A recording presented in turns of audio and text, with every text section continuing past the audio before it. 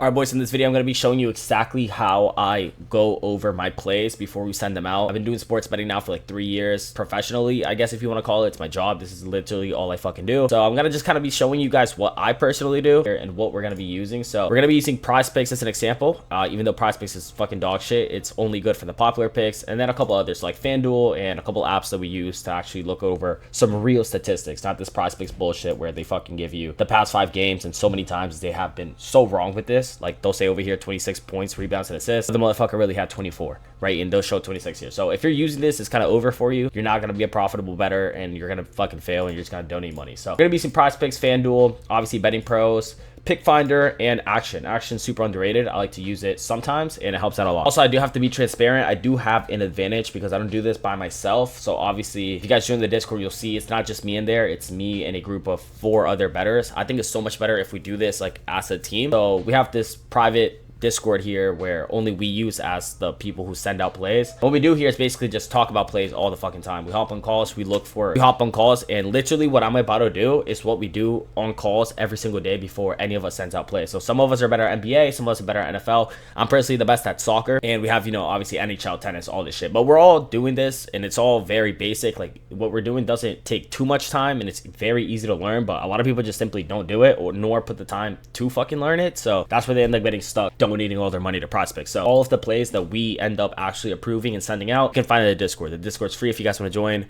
Check it out. It's literally free. It's in the bio or whatever. So let's start. PrizePicks is bad. PrizePicks is fucking terrible. If you're using PrizePicks, try to get a different book. If you can't, then it's not going to be the best, but it's still definitely doable. The only reason I do like PrizePicks though is because of this popular tab, because it tells me what people are betting, and 99% of all bettors are not profitable. So let's take this Michael Porter Jr. play as an example. Obviously PrizePicks, the line is 25.5. You can either decide if he does over or under that in points, but as you can see here, 58,000 people are taking this play. Now what that lets me know is that the public is on this prop, and most of the time the public is not where the money is, because these sports books are here for a fucking reason. They come here, they take your money 99% of the time, and they fuck you. The reason is because you literally do nothing besides hop in here, say Michael Porter Jr., yeah, I think he's gonna do over 25. James, nah, he's not gonna have over 40 prop. So, and then you'll just lock in this slip for $20, and it's over for you. So I'm going to show you exactly what I would do. Let's say I did want to take this Michael Porter Jr. play. As an example, I'll probably skip FanDuel, to be honest, and I'll just get straight into it. So we're using Betting Pros here. We have the VIPs for all of this shit. We're obviously able to see every single statistic. So let me just give you a clean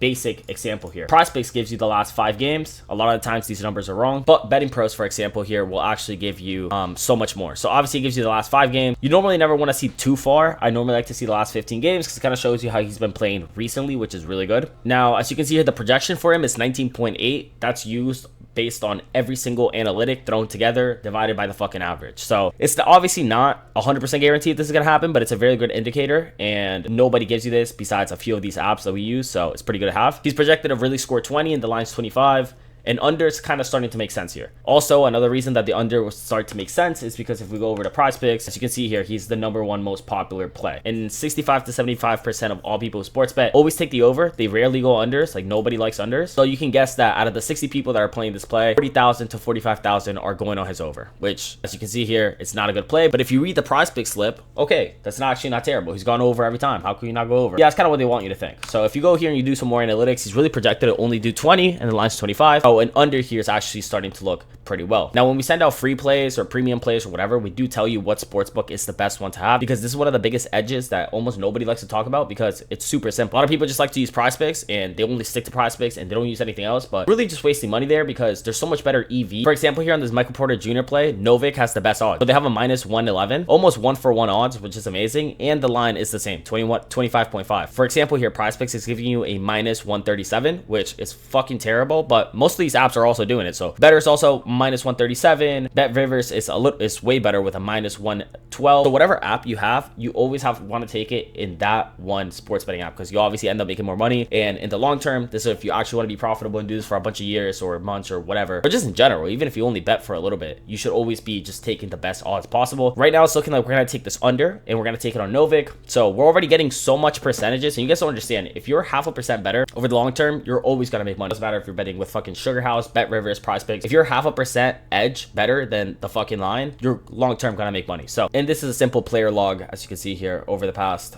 games. So the over has hit 21 out of 28 games this season based on the each line. So this is why a lot of people are probably taking this play, but they don't understand that you have to look at so much more, like injury reports, who they're playing, where they're playing, what time they're playing, all these little things. If you add them all together, give you a better edge. And obviously all of these plays could miss, and it's not even your fault. It's just kind of what it is. But over the long term, that's kind of what we're trying to do. We're trying to maximize our fucking games over the long term. So if you lose 2 games today, you win 4 tomorrow, you lose 4 the next day, and you win 5 the next day, you know, you're up 7 fucking plays. So it's not bad. So I do like to move over to Pick Finder, because Pick Finder gives you so much more actual analytics, injuries, and just percentages and discrepancies and just props in general. So let's head over to the prop section. So here we're able to see the line movement, which is something that you really want to do. Everyone has their different betting strategies, but one of the best ones that I use is the closing line value, which you can see here. So the line movement is super important. You can also see it on action, which I'll show you in a bit. For free, you can see it on action, which is insane. But as you can see here, the line first came out January 8th, and it started at 25.5, and then it went over to a 26.5, stayed 25.5, then it was a 24.5, and now it's a 25.5. So the best time to catch this line would have been today at 3:30 p.m., but the line got bumped by 1 point, which is fucking huge. That can literally make or break the game. You know how many times we've lost sports betting by literally 1 point. So here you're able to see if you have a good closing line value or not. So right now, if we were to lock in this play, it would be good open line value because it's literally the same and it hasn't changed. But closing line value, you're always able to see like 3 minutes before the game what the line's actually going to look like. So here, line movement, I use it all the time, and the win predictor. So this is really important because if there's a huge advantage for, let's say, Michael Porter Jr.'s team or LeBron James' team or fucking Kevin Durant's team, it doesn't matter where they play, whatever. If they have a huge percentage of winning, that means they're just probably gonna score more. It sounds super obvious, but a lot of people like to take overs on teams that have a not so good chance of winning, and that just literally does not go together. It doesn't make any sense. So here again, as you can see here, going the under would also be better here. One reason is because they have a fucking 38% chance of actually winning, and he obviously plays for Brooklyn. So we're getting a bunch of indicators to go under here, even though most of the public wants to go over. To be honest though, just looking at this line, I wouldn't feel too confident going the under because he does hit a lot. I mean, the over does just cash a lot. That's why a lot of people are betting on this. But we're obviously just trying to get analytics and a little bit more in depth of what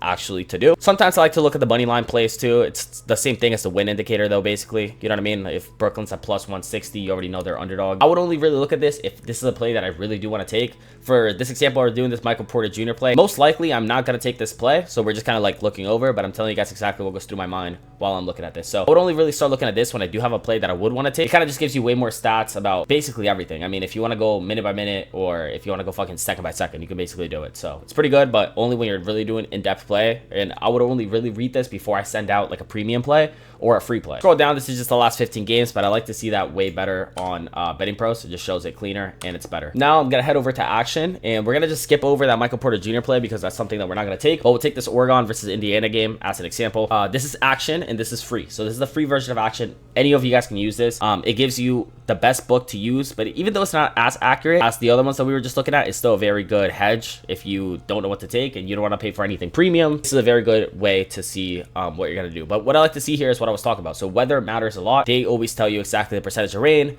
the wind, the Fahrenheit, which is very important. If you want to go over on a player, it's better that you look at the weather conditions and look at where they're staying at. So if you're looking at someone from California and they're going all the way over to New York to play, and it's an outside stadium, and they're going from 80 degrees over to a 40-degree game, they're not going to play the same. They're going to play worse. And it's the same vice versa. If someone's going from a 40-degree normal to a fucking 90-degree Miami heat weather, it's not going to be the same. They're going to play worse. So let's say I wanted to take the under on someone that normally plays at 80 degrees. That would give me another signal of kind of where I would want to put my money at. So I would definitely take the under if they're playing in a condition that normally they don't play. Then you also have to look at the stadium. So this is the Mercedes-Benz Stadium. If it closes or if it doesn't, if they're going to play during the day or during the night, you have to look at all of this because all of that also matters. Now, what action also does is they have some expert picks, but to be honest, they're not experts at all. A lot of these people chalk all the time. So if you want to follow some of the guys they do like, I have a few that I do have. I have a list in the Discord if you guys want to go check it out of people that I normally follow because you don't really know how much time they really put into a play. These people get paid to post, so it's not really the most fair advantage either. That's why I said I normally like to use my own community. So inside Premium, we always have our sections where all of us send out plays. And like I said, let's say I wanted to take that Michael Porter Jr. play, for example. I would obviously just hop in the group chat with my team and start fucking discussing. Maybe they saw something that I didn't. Maybe I saw something that they didn't. We'll start discuss it. 5 minds doing this is just better than obviously 1. For example, I could have just kind of skipped over this and missed something, and I'm sure that one of my fucking team members is going to catch it. If all of us end up coming up to the same conclusion, that's where we decide that this is a good play with good EV.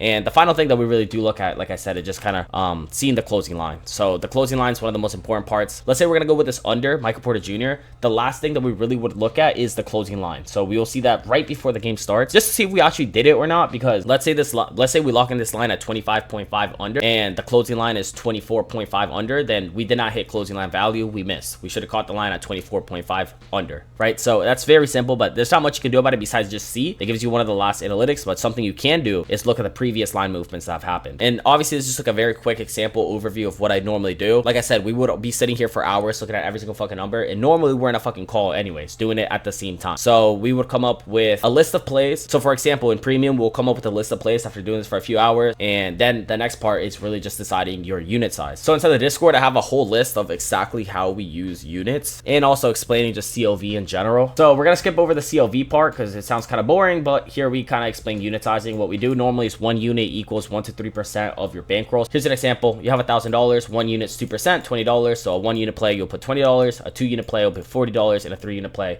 you would put $60. Now this is super important because a lot of people end up getting busted and they have to keep refilling their account, and long term you can't fucking refill your account. You're working out of 5 and you don't have a lot of money. So you really want to take care of the money that you do have and make sure that you don't lose it all in one stupid play or a really smart play that just simply didn't hit. This is kind of what makes you really be profitable long term, so you have to take care of the unit sizing. Before I give out any play in premium or a free play, I always add the unit size for that play, so you guys don't really have to worry about this. Just understand what units is, and if you see the play right under, it's gonna say how many units I'm using for it. So just do the same thing with your bankroll and you guys should be fine. And yeah, that's my very short list on how we analyze plays and how you should analyze plays. Like I said, I mean, I do this shit for a living now. It's been a couple years since I've had to do anything else besides sports betting, so it's not like we're just fucking around picking plays randomly. And yeah, so it's very important. You should have a team of people that you trust and people who are actually bettors, and someone that actually does this for a living too, not just your friend that fucking works at McDonald's and also sports bets to the side. Fuck that. That's the public. You don't want to be like around people like that. Most of the people that you are gonna find is on Discord. My Discord has a bunch of sports bettors. If you guys want to meet some people there and fucking make your own little like group community, whatever, by all means, the Discord's free. You guys can join. But yeah, just find sports bettors, have a little group of people that you do trust in certain sports, and obviously before you just do a play, don't be looking at the prize picks line of these last 5 people. This is never gonna work. This is not nowhere near enough information of what you need. And yeah, it's very simple. So research the play, use correct unit sizing, look at the closing line value, look at the place that they're playing in, look at where the players normally play compared to that normal plays, and have your team of people that you do trust actually review the play for you or with you while you're actually doing it. Hop in a call and do this shit. It's something that, you know, we're trying to make money. Put time into it. If you actually want to do this seriously, you have to put time into it. So yeah, it's gonna be the end of the video. Super quick video, how to wrap it up. But if you guys want to join the Discord, it's free. Just join it. It's in the description. You guys will be able to talk to me there, talk to the community members there, whatever. And also we have premium if you guys just want to get our plays and say fuck all of this shit that I just said and just tail our plays. You can also do that. Join the premium. It's the cheapest premium literally in the whole market. It's fucking $15 and you'll be able to get access to all of our plays, all of our research and everything else. Those links are in the description. If you guys like this video, leave a like, comment what else you guys want to see, or if you want me to go a little bit more in depth in a certain topic. And with that being said, I'll see you boys in the next one. Peace out, everybody.